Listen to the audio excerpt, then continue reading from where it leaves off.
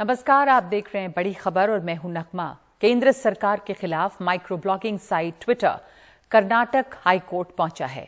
Twitter ने भारत सरकार पर केस किया है और आरोप है कि सरकार ने राजनीतिक सामग्री ब्लॉक करने का आदेश दिया।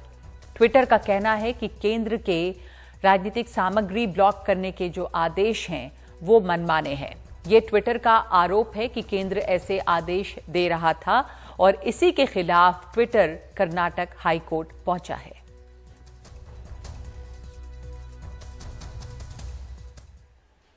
और राहुल गांधी से जुड़ी हुई गलत खबर दिखाने के मामले में जी न्यूज एंकर पर छत्तीसगढ़ में केस दर्ज होने के बाद छत्तीसगढ़ पुलिस उसकी गिरफ्तारी का वारंट लिए उत्तर प्रदेश पहुंच गई, लेकिन एंकर रोहित रंजन बहाने से अंदर गए और यूपी सरकार और गाजियाबाद पुलिस से मदद के लिए ट्वीट कर दिया।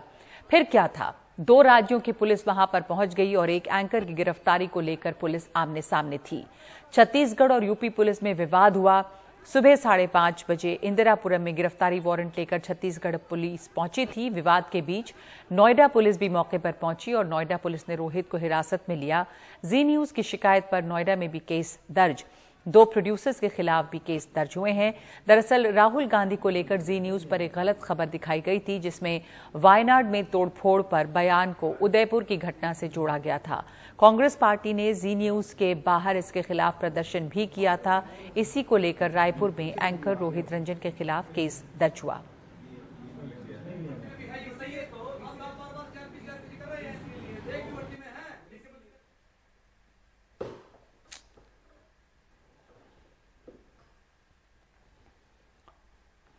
और उत्तर प्रदेश के संभल में एक होटल मालिक को गिरफ्तार किया गया है। होटल मालिक पर आरोप है कि उसने नॉनवेज खाने को देवी देवताओं की तस्वीर लगे एक रद्दी अखबार में लपेट कर दिया।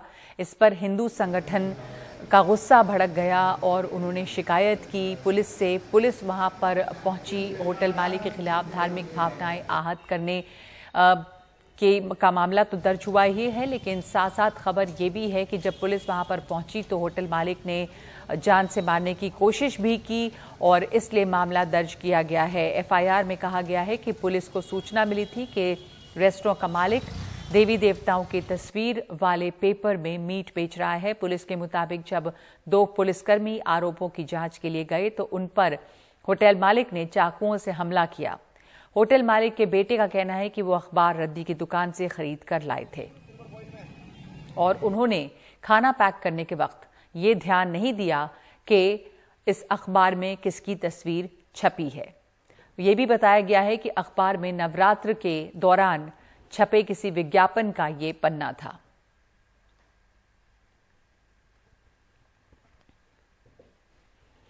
और महाराष्ट्र के अमरावती में एक केमिस्ट उमेश कोले की हत्या की जांच जारी है। इस बीच सूत्रों के हवाले से बड़ी खबर आई है कि 20 जून को उमेश कोले की हत्या की पहली कोशिश की गई थी। ब्लैक फ्रीडम व्हाट्सएप ग्रुप के सदस्य थे कोले। ब्लैक फ्रीडम ग्रुप में हिंदू मुस्लिम दोनों समुदाय के लोग थे। उमेश कोले ने नूपुर शर्मा के समर्थन में पोस्ट किया था। एक मुस्लिम सदस्य ने दूसरे व्हाट्सएप ग्रुप पर इसे डाला। कलीम इब्राहिम नाम के ग्रुप पर यह पोस्ट डाला गया और इस पोस्ट से कलीम इब्राहिम ग्रुप के सदस्य नाराज थे।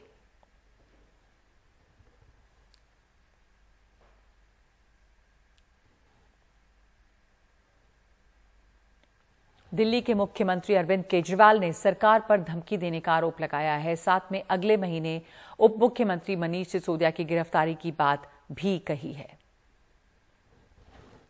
अब ये लोग धमकी दे रहे हैं कि अगस्त के अंत तक मनीष सिसोदिया को ये गिरफ्तार करेंगे।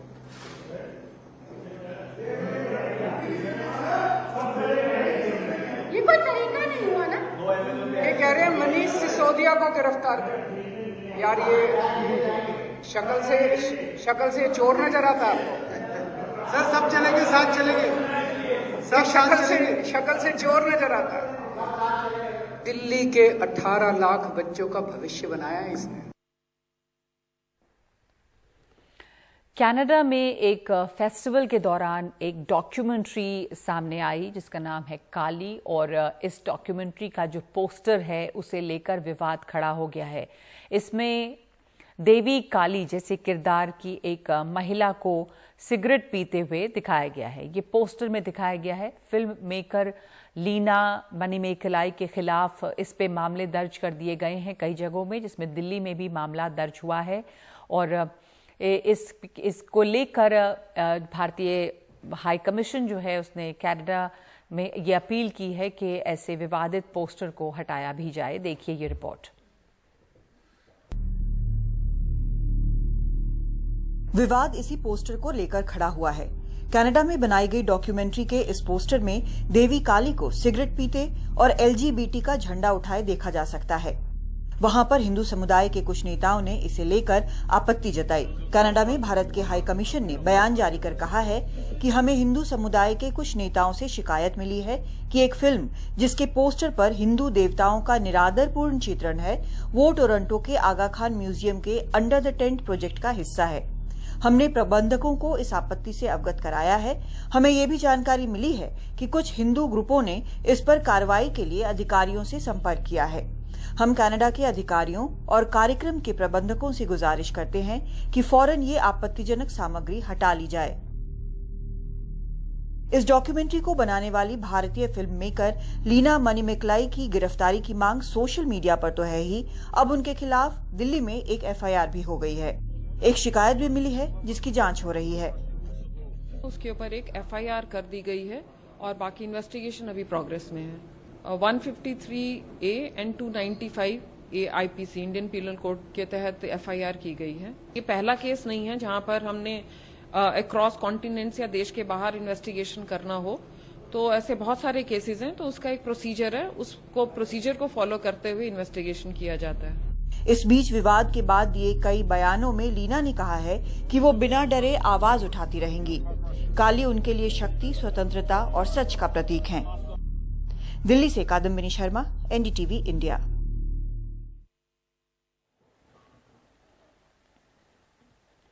कर्नाटक पुलिस ने अतिरिक्त पुलिस महानिदेशक को भ्रष्टाचार के आरोप में गिरफ्तार किया है। उन पर पुलिस सब इंस्पेक्टर की बहाली में भ्रष्टाचार का आरोप है। इस सिलसिले में अब तक 70 आरोपियों की गिरफ्तारी की गई है। अमृतपाल कर्नाटक के अतिरिक्त पुलिस महानिदेशक हैं। उन्हें अब गिरफ्तारी के बाद सस्पेंड कर दिया गया है। मामला सब इंस्पेक्टर्स की बहाली में धांधली का है। तकरीबन 550 सब इंस्पेक्टर्स की बहाली के लिए अक्टूबर 2021 में प्रक्रिया शुरू हुई। परीक्षा का नतीजा आने पर उत्तर पुस्तिका का एक शॉट बाहर आया, जिसमें एक परीक्षार्थी ने 100 में से सिर्फ 21 सवालों का जवाब दिया था, लेकिन उसका चयन हुआ। इसके बाद हंगामा खड़ा हुआ तो जांच शुरू हुई और जो गिरफ्तारियां हुई उनमें बीजेपी की एक महिला मोर्चा की नेता समेत 40 सफल उम्मीदवार भी शामिल हैं। आरोप लग रहे हैं कि 70 लाख रुपए उम्मीदवारों से लिए गए और गिरफ्तार ADGP उस वक्त रिक्रूटमेंट सेल के प्रमुख थे। सभी कार्रवाई कानून संगत है। हम किसी को भी नहीं बख्शेंगे। जांच अधिकारी है, वो स्वतंत्र है कि वो कानून के हिसाब से कार्रवाई करे। अच्छी बात यह है कि कर्नाटक में कानून का राज चल रहा है, ये साफ हो रहा है।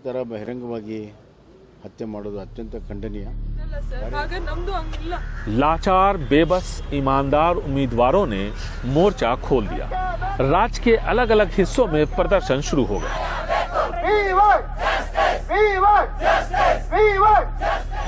अब ADGP की गिरफ्तारी के बाद राजनीति शुरू हो गई है। कांग्रेस गृह मंत्री के इस्तीफे के साथ साथ इस मामले में न्यायिक जांच की मांग कर रही है। सरकार को जिम्मेदारी लेनी चाहिए। बगैर सरकार के इतना बड़ा स्कैम इतने बड़े पैमाने पर नहीं हो सकता।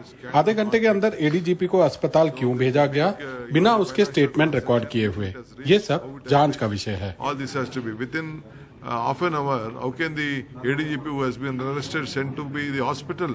एक ADGP रैंक के अधिकारी की गिरफ्तारी और भ्रष्टाचार के एक दूसरे मामले में एक IAS अधिकारी की गिरफ्तारी। इससे पहले बसवराज बोम्मई सरकार के एक वरिष्ठ मंत्री के ईश्वरप्पा को भ्रष्टाचार के आरोपों के बाद इस्तीफा देना पड़ा था।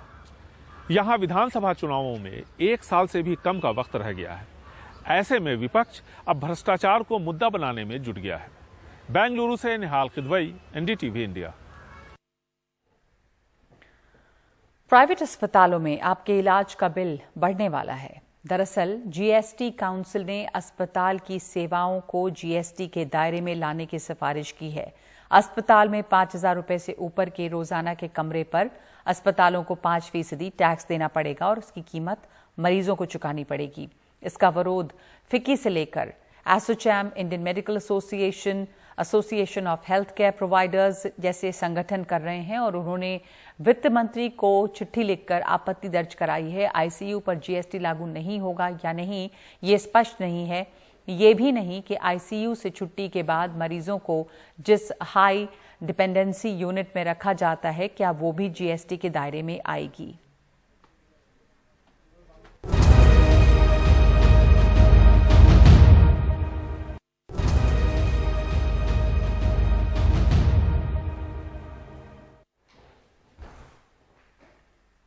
महाराष्ट्र में खास करके मुंबई में बारिश आफत बनकर फिर से बरस रही है। सड़कें, सबवे स्टेशन, तमाम जगह पे पानी भरा हुआ है और भूस्खलन की भी तस्वीरें हैं। एनडीआरएफ की 8 टीमें राज्य में अलग अलग जगहों पर तैनात हैं। 5 दिनों तक के लिए यहां पर अलर्ट जारी किया गया है।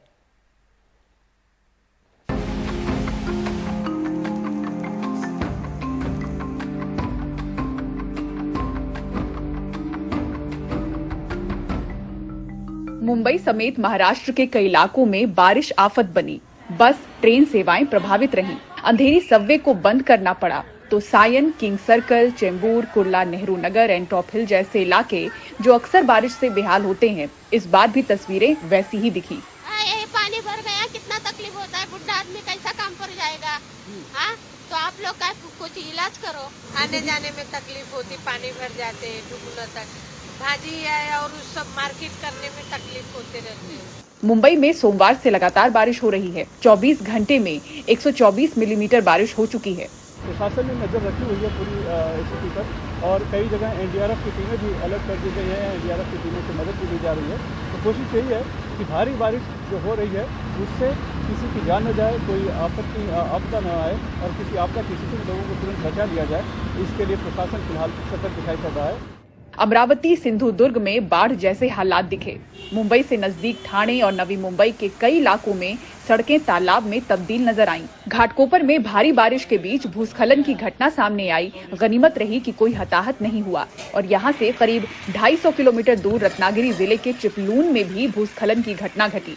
मुंबई में भारी बारिश का असर आप साफ तौर पर देख सकते हैं। जहां पर मैं मौजूद हूं वहां पर भी आपको नजर आएगा। ये मुंबई का चेंबूर इलाके में स्थित ये पोस्टल कॉलोनी इलाका है। सामने की तरफ आप देखिए, ये इमारत जो है वो निचले इलाके में मौजूद है। हर बार की यही हालात होते हैं।